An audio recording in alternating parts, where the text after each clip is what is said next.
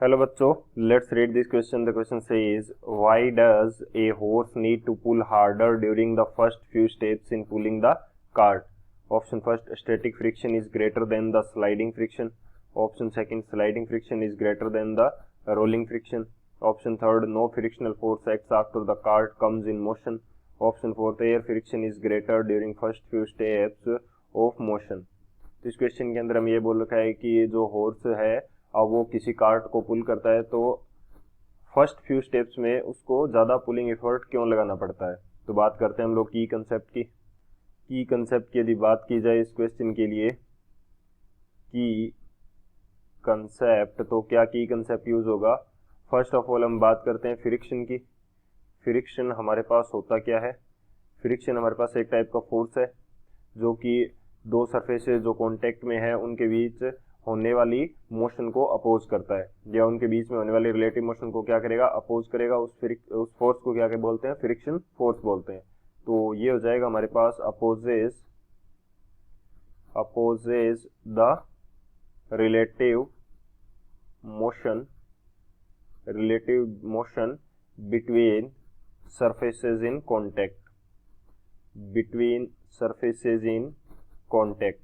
Contact में जो surfaces हैं उनके बीच में होने वाली रिलेटिव मोशन को क्या करेगा, अपोज करेगा।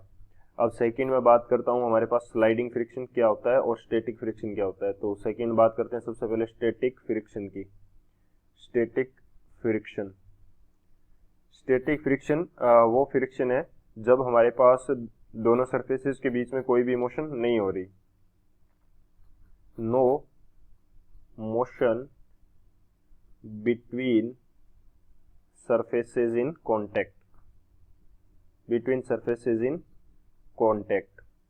कॉन्टैक्ट में जो सरफेसेज है उनके बीच में कोई मोशन नहीं हो रही है। जैसे यहाँ पे मैं मान लेता हूँ कि ये मेरे पास अर्थ सरफेस है और इसके ऊपर कोई पड़ा है मेरे पास बॉक्स।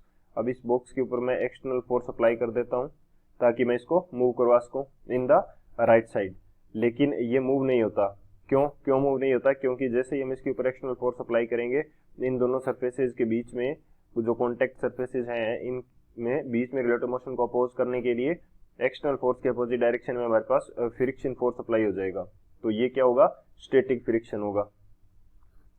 यहाँ पे जो एफ आर है ये हमारा क्या हो जाएगा, स्टैटिक फ्रिक्शन हो जाएगा।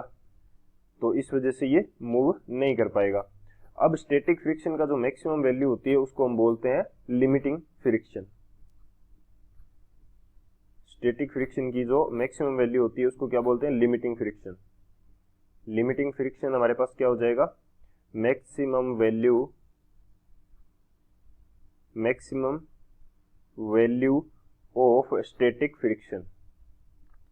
यानी कि स्टैटिक फ्रिक्शन की मैक्सिमम वैल्यू को हम लिमिटिंग फ्रिक्शन बोलेंगे। लिमिटिंग फ्रिक्शन क्यों बोलते हैं, क्योंकि इस लिमिटिंग फ्रिक्शन के जस्ट बाद में हमारे पास इससे ज़्यादा फोर्स अप्लाई करने पे हमारे पास जो मूवमेंट है वो स्टार्ट हो जाएगी।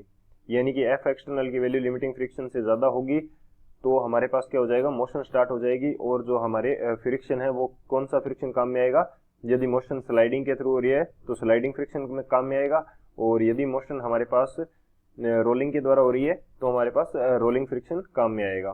सो हमारे पास जो स्टैटिक फ्रिक्शन या लिमिटिंग फ्रिक्शन होता है, बेसिकली स्टैटिक फ्रिक्शन की बात करते हैं। लिमिटिंग फ्रिक्शन जो है वो स्टैटिक फ्रिक्शन की मैक्सिमम वैल्यू है। सो स्टैटिक फ्रिक्शन की वैल्यू क्या है, हमारे पास ज़्यादा होती है किससे, स्लाइडिंग फ्रिक्शन से। क्योंकि स्लाइडिंग फ्रिक्शन में मोशन स्टार्ट हो चुकी है, और जब मोशन होती है तो मोशन के दौरान जो फ्रिक्शन होता है वो हमारे पास क्या होता है, कम होता है। और एक चीज़ और ये रहती है कि जो स्लाइडिंग के द्वारा मोशन है वो ज़्यादा टफ होती है किससे, रोलिंग के द्वारा मोशन से। तो स्लाइडिंग फ्रिक्शन की वैल्यू किससे ज़्यादा होती है, रोलिंग फ्रिक्शन। तो ये हमारे पास तीन की कंसेप्ट हो जाएंगे। इन तीनों की कंसेप्ट की हेल्प से इस क्वेश्चन को सॉल्व करते हैं। अब यदि बात करी जाए सॉल्यूशन की, तो सॉल्यूशन हमारे पास क्या हो जाएगा इस क्वेश्चन के लिए। हमें बोल रखा है कि एक कार्ट है जिसको एक हॉर्स पुल कर रहा है। तो मैं मान लेता हूँ कि ये कार्ट है और हॉर्स पुल करने के लिए इसके ऊपर क्या लगा रहा है, एक्सटर्नल फोर्स लगा रहा है। तो फर्स्ट फ्यू स्टेप्स में इसको ज़्यादा फोर्स लगाना पड़ता है क्योंकि ये मूव नहीं है। तो जब वो फोर्स अप्लाई करेगा तो इसके पीछे की तरफ क्या लगेगा, फ्रिक्शन फोर्स अप्लाई होगा। सो फर्स्ट हमारे पास क्या आएगा, स्टैटिक फ्रिक्शन आएगा। फर्स्ट कौन सा फ्रिक्शन वर्क करेगा, स्टैटिक फ्रिक्शन वर्क करेगा।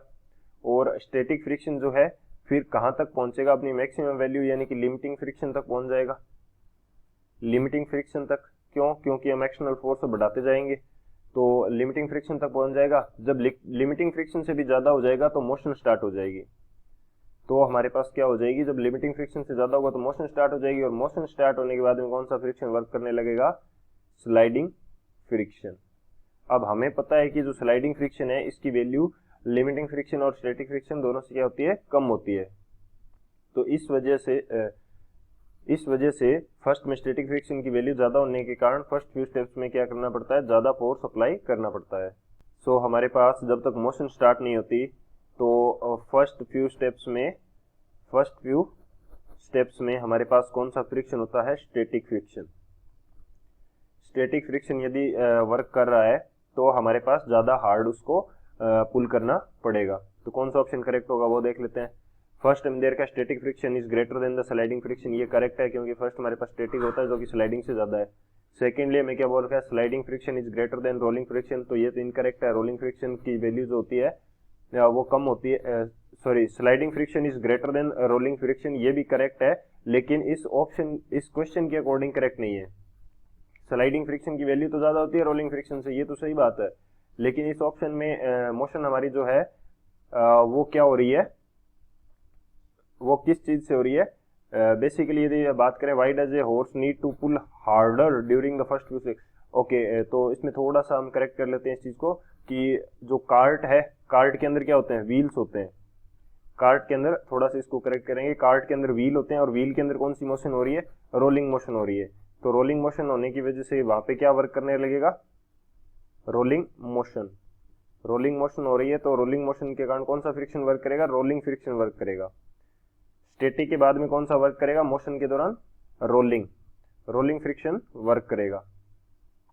कार्ट के अंदर रोलिंग फ्रिक्शन वर्क करेगा, और रोलिंग फ्रिक्शन की जो वैल्यू होती है वो क्या होती है, कम होती है, किससे, स्लाइडिंग फ्रिक्शन से। रोलिंग फ्रिक्शन की वैल्यू क्या होती है, कम होती है स्लाइडिंग फ्रिक्शन से। सो अब हम देखते हैं इस क्वेश्चन को फिर से। तो सेकंड हमें क्या दे रखा है कि जो स्लाइडिंग फ्रिक्शन है वो ग्रेटर देन रोलिंग फ्रिक्शन होता है, तो ये भी हमारा करेक्ट है।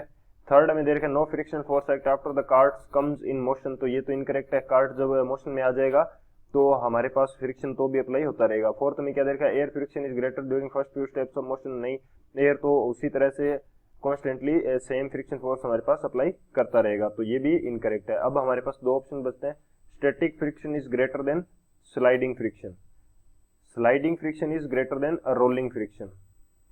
सो हमारे पास बेसिकली यहाँ पे क्या हो रहा था कि स्टैटिक फ्रिक्शन था, उसके बाद में हमारी मोशन स्टार्ट हो रही थी, मोशन किस तरह से हो रही थी, रोलिंग फ्रिक्शन से।